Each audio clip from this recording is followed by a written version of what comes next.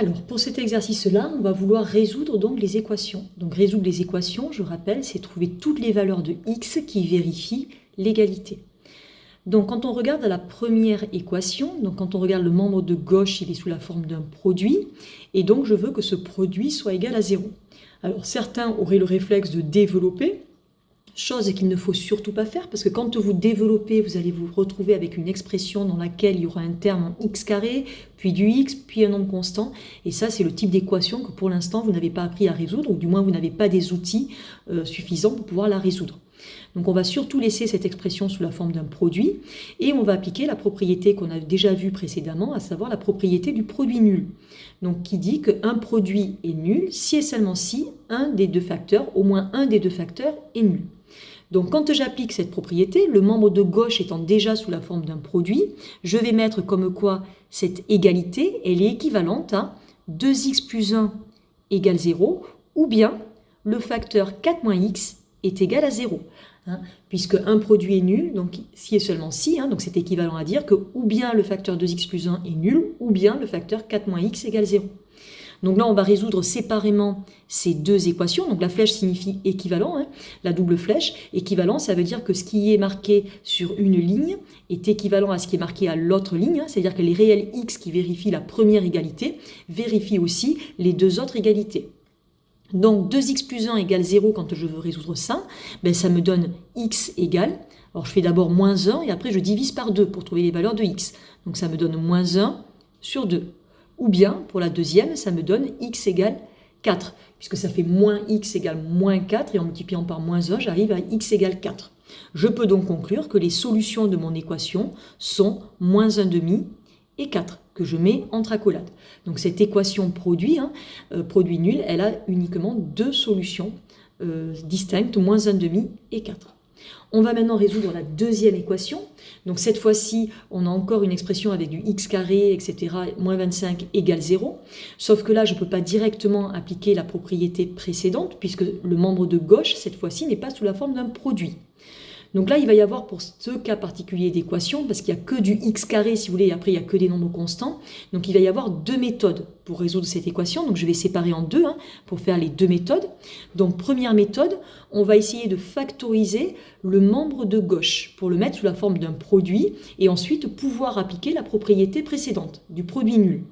Donc quand je factorise le membre de gauche, alors là c'est sous la forme d'une différence, on voit clairement les deux termes qui sont 4x au carré et 25, il n'y a pas de facteur commun, donc la seule façon de factoriser, ça va être en utilisant une identité remarquable.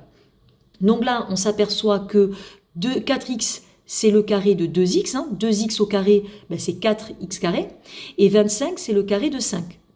Donc j'ai écrit en fait la même chose, sauf que j'ai modifié un petit peu l'écriture. 25, je l'ai remplacé par 5 au carré, et 4x carré, je l'ai remplacé par 2x carré.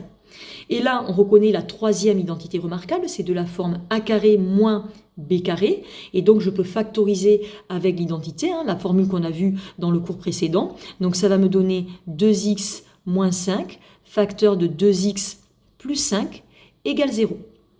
Et donc, quand je veux résoudre cette équation, c'est une équation cette fois-ci qui est sous la forme d'un produit nul, puisque à gauche j'ai un produit, donc elle est équivalente à 2x moins 5 égale 0, ou 2x plus 5 égale 0. Et donc, ça me donne x égale 5 demi, ou x égale moins 5 demi. Et donc, les solutions de mon équation sont 5 demi et moins 5 demi. Donc ça, c'était une méthode, alors c'est parce que il n'y a que du x au carré dans l'expression, et puis après, il n'y a que des nombres constants. Donc c'est une méthode qui marche tout le temps. C'est-à-dire qu'on factorise, on essaie de factoriser le membre de gauche en reconnaissant l'identité remarquable a carré moins b carré. Autre méthode ici, parce que c'est vraiment un cas particulier, il n'y a que du x carré et des nombres constants, comme je disais. Donc on va essayer de se ramener à x carré égale un nombre. Parce que ça, c'est pareil, quand vous avez x carré égale un nombre, vous savez résoudre. Donc là, je fais d'abord plus 25, donc ça me donne 4x carré égale 25, en faisant plus 25 de chaque côté de l'égalité, donc ça me donne une nouvelle égalité qui est équivalente, c'est-à-dire que les valeurs de x qui vérifient la première égalité vérifient aussi la deuxième égalité. Et là, ensuite, en divisant par 4, j'arrive à x carré égale 25 sur 4. Donc ça, on a déjà fait ce genre de petit exercice. Hein. Donc je cherche un nombre dont le carré fait 25 sur 4. Donc les nombres dont le carré fait 25 sur 4, il y en a deux. Il y a 5 demi et il y a aussi moins 5 demi dont le carré fait 25 sur 4. Donc là, on peut conclure directement x égale 5 demi ou x égale moins 5 demi. Et on retrouve le même ensemble de solutions, hein, bien sûr, hein, c'est deux méthodes différentes, mais qui vont arriver à la même réponse finale pour me donner les deux solutions de mon équation. Donc là, c'est vraiment un cas particulier parce que j'ai que du x carré et des nombres dans mon expression, donc je peux me ramener aussi à x carré égal, à condition de ne pas oublier après la deuxième solution, hein, parce que souvent vous pensez à dire, ah ben oui, x carré égale 25 quarts, donc x égale 5 demi, et vous oubliez souvent de donner la réponse aussi négative, hein, à savoir que moins 5 demi, c'est aussi un nombre dont le carré fait 25 quarts. Voilà, donc les deux méthodes sont acceptées.